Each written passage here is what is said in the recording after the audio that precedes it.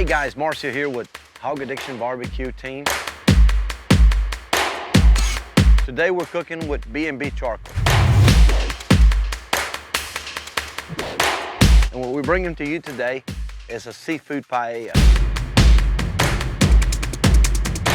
I know what y'all are thinking. Charcoal, seafood paella, what is going on? There we go. So what we have here, I'll go over the ingredients with you guys real quick. We've got some wild-caught shrimp. We've got crawfish, crab lump, some mussels, some clams, and I've got a cup and a half of tomato, purple onions because the color, and I've got a little celery and a little garlic. And then on the other side here, we have our seasoning that we're going to be using today is from Joe Wilson. Tater and totter bowl finisher. This stuff right here is really good. It goes well, pairs well with this dish. I love using this. And then we got some coconut milk, some turmeric for color, and some jasmine rice. So let's get to cooking. So we're moving to this station, Tribal Fire Grill. We've got some charlogs going in here. We're going to be using competition charlogs, and the reason I'm using this cook is going to last about a 45 minutes.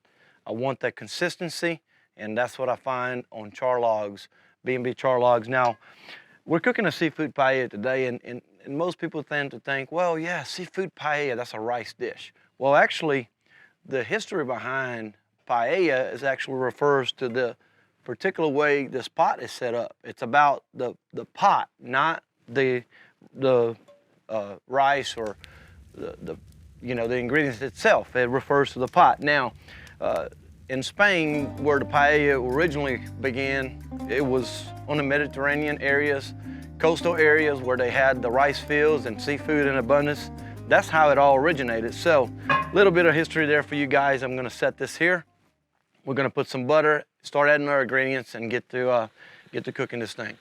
Now we got our pot warm. We put a stick of butter in there, a whole stick of butter. What could go wrong? So, now that butter is melting, it's getting a little warm, we're gonna add our ingredients. We're gonna add our garlic, celery, our purple onion, and our tomato. We're gonna render this down really good, and then we're gonna come back and add our seafood to it. So, I'll show you guys in a minute what this would look like. Okay guys, we got this veggies already to a point where they're rendering down. I don't want them really to fall apart.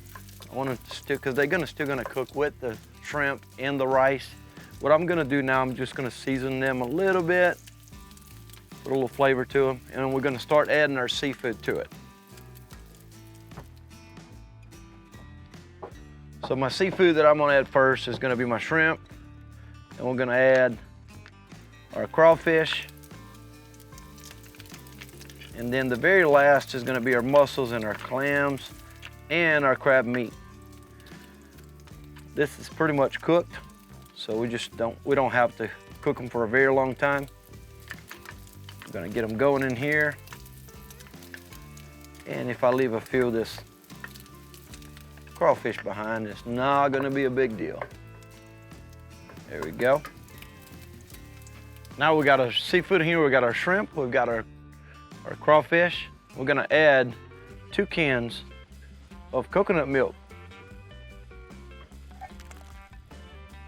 We're gonna bring this to a boil, let that shrimp cook a little bit, then we're gonna add our rice. Look at that. I know what y'all thinking, coconut milk. This is gonna be delicious. Look at that consistency. Ooh-wee. All right, we're gonna let this boil and we add rice to it. So guys, we got our coconut milk added to it. It's boiling now. Now we're gonna add 1 teaspoon of turmeric. What this is gonna do, gonna add a great color to our rice and the whole dish. So now that is boiling, we're gonna also add, we're gonna mix this in a little bit. We're also adding our 2 cups of rice.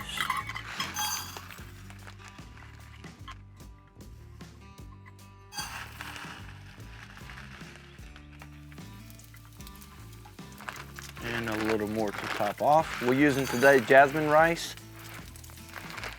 It's I like jasmine rice, super clean and washed, and it cooks pretty fast too. So we're gonna mix this up. Now the dish is called seafood paella, so you can tell the rice is outnumbered, and it's not about the rice, it's about the seafood, and it's about the pot. So we're gonna get this going over here, let it boil. We're gonna add the rest of our seafood now. Our crab meat, we don't wanna add too soon because it's, what I like to do with the crab meat, I just go in areas and I add a little bit because I'm not gonna stir this around once it's in. I want that crab meat to still have a good consistency because it's cooked and it'll go away if you start stirring it around too much. And then our seafood, our clams, we're gonna tow them around there. They're gonna just go all the way around. Then we're gonna put some of this clams on top.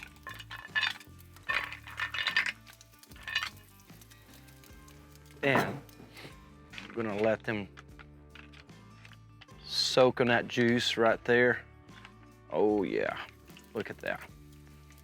Now, once that's in, we're gonna put the lid on it and let it cook. So, lid's right here. I'm gonna put this baby to rest. We'll check on it in a minute. So guys, we're back here. 20 minutes, 25 minutes. So now we're gonna check. This is the time where, oh yeah. Oh yeah, smell that. So this is the time where I take that lid off, and we still got a little bit of a juice on the edges.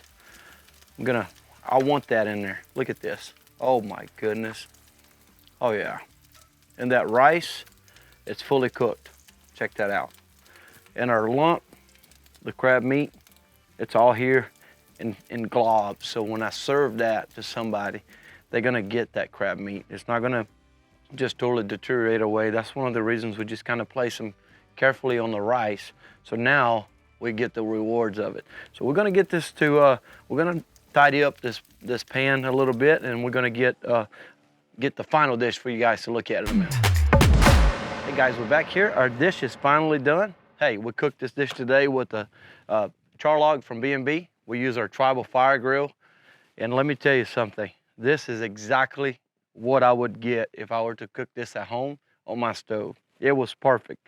The amount of heat that the charlogs provide was perfect. So I can't wait to dig into this.